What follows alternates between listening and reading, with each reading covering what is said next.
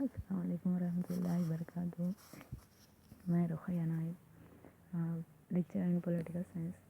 آج جس ٹاپک پر ہم بات کریں گے وہ ہے J S Mill and theory of representative government.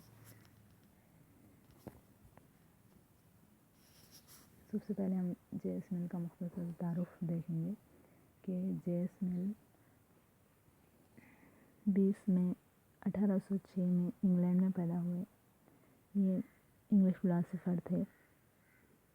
یہ اس وقت کے ممبر آف پارلیمنٹ تھے. انہوں نے کئی نظریات پیش کیے، جیسا کہ theory of importance of individual liberty and theory of representative government. تو ان نظریات میں انہوں نے شہرت حاصل کی، اور یہ نظریات شخص کی آزادی کو برقرار رکھنے کے لیے اور شخص کی اصلاح کے لیے پیش کیے گئے تھے، اور شخص کی ہر ڈپارٹمنٹ میں شرکت اور اہلیت کے اصول پر یہ ریپریزنٹیٹیو گورنمنٹ یہ نظریہ انہوں نے پیش کیا. اس طرح اور ان کا انتقال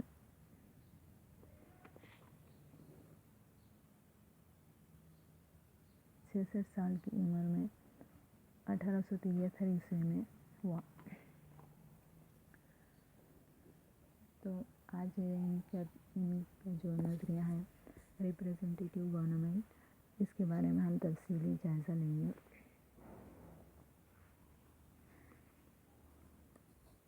مل نے اپنی تصنیف نمائندہ حکومت یا ریپریزنٹیٹیو گورنمنٹ میں تحریر کیا ہے کہ ایسی حکومت جو حکومت کے مقاصد کو کافی حد تک اور سب سے زیادہ پورا کرتی ہے وہ سب سے بہتر حکومت ہے.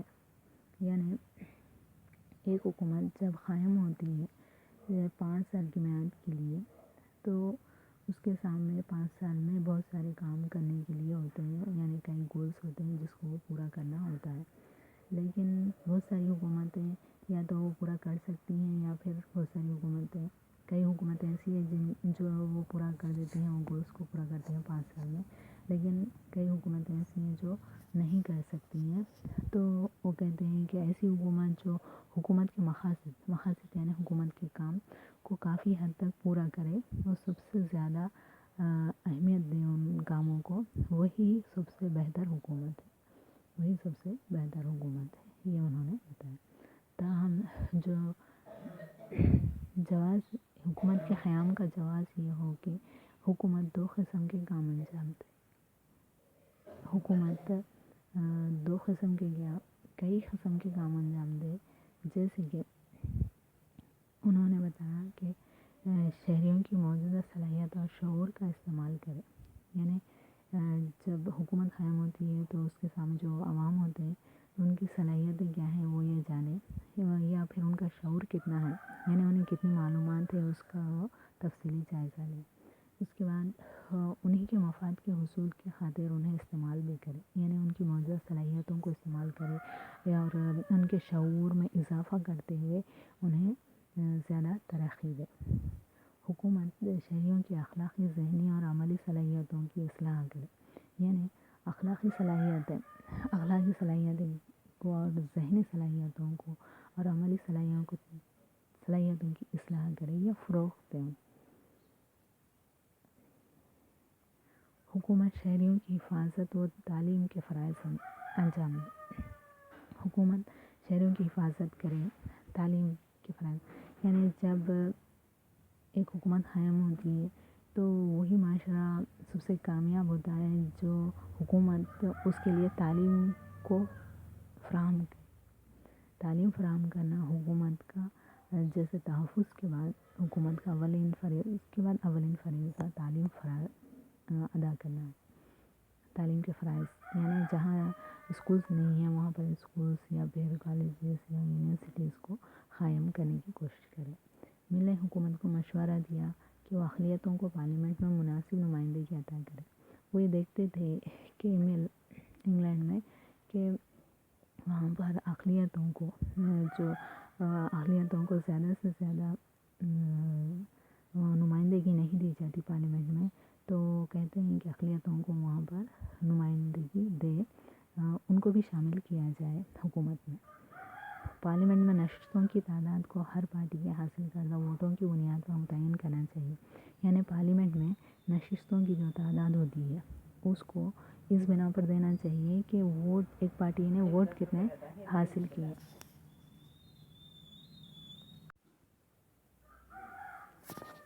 مل نے عورتوں کو حق رائے دہی کی وکالت کی، یعنی حق رائے دہی یعنی ووٹ دینے کا حق نہ صرف مرد حضرات کو بلکہ عورتوں کو بھی ہونا چاہیے، یہ مل نے وکالت وہاں پر پیش کی حکومت کو، کیونکہ مل سیاسی عمل میں شرکت کو وسیع تر کرنا چاہتے تھے، یعنی جو سیاسی عمل میں شرکت ہے اس کو وسیع تر کرنے کے لیے وہ کہتے ہیں کہ عورتوں کو بھی حق رائے دہی کا حق ہونا چاہیے، تاکہ ہر شخص حکومت پر رائے زنی کر سکے اور اپنے مفادات کا تحفظ کر سکے، کیونکہ ان لوگوں کے سوائے ان لوگوں کے جو پڑھے لکھے نہیں ہیں، محصول ادا نہیں کر سکتے یا خیرات پر گزارا کر سکتے ہیں، سوائے ان لوگوں کے ہر انسان کو ووٹ کا حق ہونا چاہیے، یہ مل کا نظریہ ہے۔ مل نے حق رائے دہی کے لیے ذہنی لیاقت کی شرط رکھی، جیسے کہ حق رائے دہی کو خواندہ اور سادہ ریاضی سے واقف لوگوں تک محدود کرنے کی سفارش کی، یعنی حق رائے دہی یعنی ووٹ دینے کا حق ذہنی لیاقت رکھنے والے لوگوں کو ہی ہونا چاہیے، یہ مل کا نظریہ تھا۔ مل ووٹ کے لیے حق رائے دہی کے لیے تکثیری ووٹ کی تجویز پیش کرتے ہیں، یعنی تکثیری ووٹ کا مطلب یہ ہے کہ یعنی ہر شخص کو کم از کم ووٹ دینے کا اظہار ہونا چاہیے، ایک ووٹ دینے کا اظہار ہونا چاہیے، کم از کم ایک ووٹ۔ اس نے حق رائے دہی کے لیے باصلاحیت کے لیے تعلیمی لیاقت کا ایک پیمانہ پیش کیا، جس کے تحت مل نے کہا کہ باصلاحیت یعنی ایک پیمانہ پیش کرتے ہیں کہ کتنی صلاحیت ہو تو انہیں کتنی ووٹ دینے کا حق ہونا چاہیے۔ باصلاحیت مزدور کو ایک ووٹ کا حق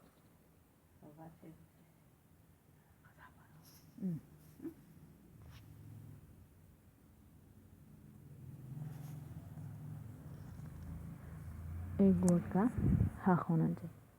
فورمین کو 2 ووٹوں کا حق، یعنی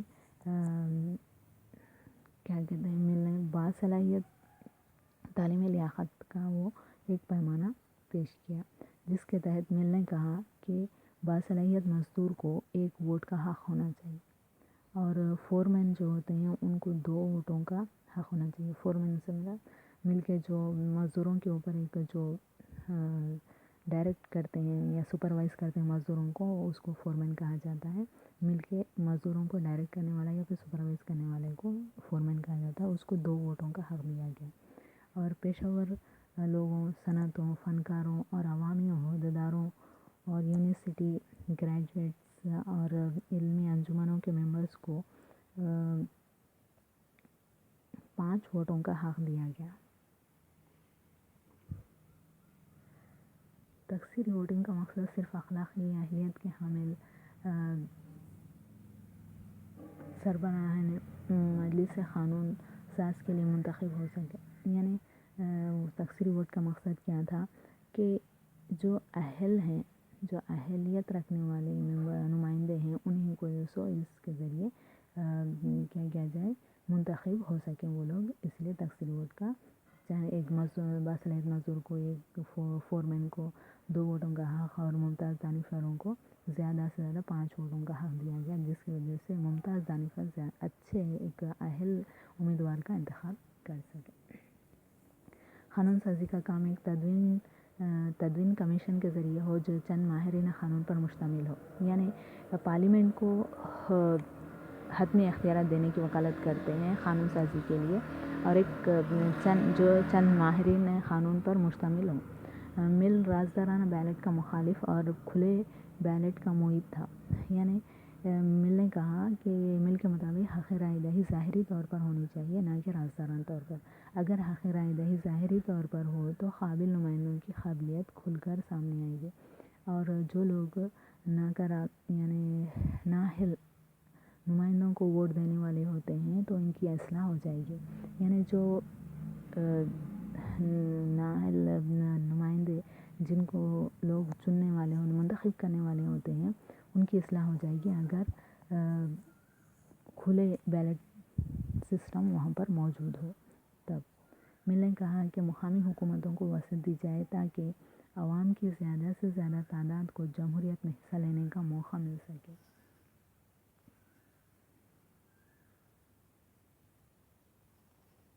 یعنی مل کہتے ہیں کہ مل نے کہا کہ مقامی حکومتیں ہوتی ہیں ان کو زیادہ سے زیادہ وسعت دینی چاہیے تاکہ عوام زیادہ سے زیادہ تعداد میں جمہوریت میں حصہ لینے کا انہیں موقع مل سکے۔ اگر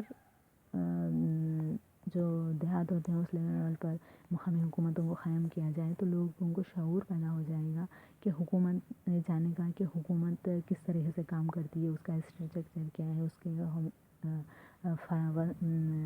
حقوق و فرائض کیا ہیں اور کتنے ممبرس ہوتے ہیں، یہ تمام چیزیں جاننے کا انہیں شعور پیدا ہوتا ہے۔ اس سے بڑھ کر انہیں پھر منڈل پر یہ سننے پر مجبور ہو جاتے ہیں یا پھر ان کے شعور میں اضافہ ہوتا ہے، ان کی معلومات میں اضافہ ہوتا ہے کہ منڈل پہ کون سی حکومت ہے، اس کے بعد ضلع پر، پھر ریاست پر کون سی حکومت ہے، اور اس کے بعد مرکزی حکومت کون سی ہے، پھر ان نمائندوں کے بارے میں یا پھر ان کے اختیارات و فرائض کے بارے میں وہ جاننے کی کوشش کرتے ہیں۔ اس طریقے سے ان کی نالج میں اضافہ ہونے لگتا ہے، اسی لیے مقامی حکومتوں کو وسعت دی جائے، یہ مل نے بتایا۔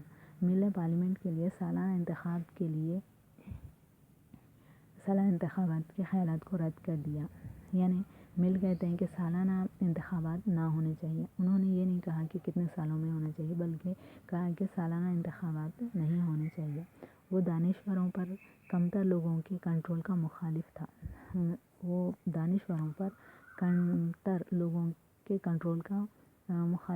تھا، یعنی دانشور جو لوگ ہوتے ہیں عوام، تو اس پر ایک ایسا نمائندہ نہیں آنا چاہیے جو کمتر ہو، نااہل ہو۔ تو اس طریقے سے انہوں نے تقسیمی ووٹنگ کا جو نظریہ پیش کیا، اس کے ذریعے صرف اہل نمائندے ہی منتخب ہو سکتے ہیں بلکہ نااہل جو ہوتے ہیں وہ ہرگز بھی منتخب نہیں ہو سکتے۔ اس طریقے سے انہوں نے ایک تقسیمی ووٹنگ کا نظریہ پیش کرتے ہوئے یہ کہا کہ وہ دانشوروں پر کمتر لوگوں کے کنٹرول کا مخالفت کی، یعنی دانشور لوگ جو ہیں عوام میں ان پر کمتر لوگوں کا کنٹرول نہ ہو، اسی بنا پر انہوں نے تقسیمی ووٹنگ کا نظریہ پیش کیا۔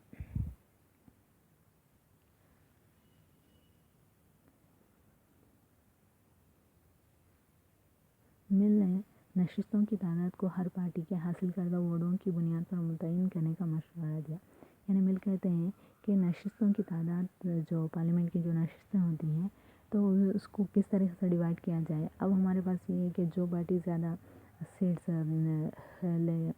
اب جو پارٹی یعنی جو زیادہ ووٹ حاصل کرتا ہے اسے ایک سیٹ ملتی، لیکن اب یہ کہتے ہیں کہ نشستوں کی تعداد جو بھی ہے ہر پارٹی کے حاصل کردہ ووٹوں کی بنیاد پر متعین کرنا چاہیے۔ ووٹ یعنی چند ووٹ پر ایک نشست، اس طریقے سے ایک فارمولا کو بنا کر ایک طریقہ رائج کرنا چاہیے، یہ مل کا مشورہ ہے۔ نمائندہ حکومت، اب ہم دیکھیں گے کہ نمائندہ حکومت کی اہمیت کیا ہے۔ نمائندہ حکومت مطلق العنان حکومت سے برتر ہوتی ہے، یعنی جو مطلق العنان حکومت ہوتی ہے اس سے برتر نمائندہ حکومت، وہ نہ صرف شہریوں کے تفویض کردہ مفادات کی حفاظت کرتی ہے بلکہ شہریوں کی اصلاح کرنے کے اہل ہوتی ہے، شہریوں کی اصلاح بھی ہوتی ہے۔ اس نمائندہ حکومت میں جو پہلے بتایا گیا کہ شہریوں کے جو تفویض کردہ مفادات ہیں یا کام ہیں وہ یہ حکومت بجا لاتی ہے، نمائندہ حکومت، اس حکومت میں یہ کام ہوتے ہیں اور شہریوں کی اصلاح ہوتی ہے، یعنی تقسیمی ووٹنگ کے ذریعے ووٹ کے استعمال میں اصلاح کی گئی۔ اس نظریے میں ووٹ کا جو استعمال ہے اس کی اصلاح کی گئی۔ مقامی حکومتوں کے قیام اور سیاست میں عوام کی شرکت کو لازمی بنا کر ان کو باشعور بنایا گیا، یعنی مقامی حکومتوں کو قائم کر کے سیاست میں عوام کی جو شرکت ہوتی ہے اس کو لازمی بنا دیا گیا، پھر انہیں باشعور بنانے کی طرف توجہ دلائی گئی حکومت کو، اور عوام کی صلاحیتوں کو برائے کار لانے اور انہیں استعمال کرنے کی مشورے دیے گئے کہ عوام میں جتنی صلاحیتیں ہیں اسے استعمال کیا جائے، انہیں اور برائے کار لایا جائے اور زیادہ سے زیادہ ان کے شعور کو اجاگر کیا جائے۔ اس طرح مل نے شرکت اور اہلیت کے اصول کو فروغ دیا۔ مل نے یہ تمام جو پوائنٹس انہوں نے نمائندہ حکومت میں بتائے ہیں اس کے تحت شرکت اور اہلیت کے اصول کو فروغ دیا گیا۔ مل جمہوریت کی برائیوں سے پوری طرح واقف تھے۔ انہوں نے اس نظریہ نمائندہ حکومت کے ذریعے نمائندگی کی، یعنی حکومت کے طریقہ کار میں کئی اصلاحات پیش کی، یعنی وہ جو جمہوریت تھی وہ صحیح طور پر کام نہیں کر رہی تھی، تو وہ پوری طرح سے واقف تھے۔ انہوں نے نظریہ حکومت کے ذریعے حکومت کے طریقہ کار میں کئی اصلاحات پیش کی۔ یہ تمام چیزیں کیا ہیں، یہ تمام پوائنٹس ایک حکومت کے لیے اصلاح کے طور پر استعمال کیے جا سکتے ہیں۔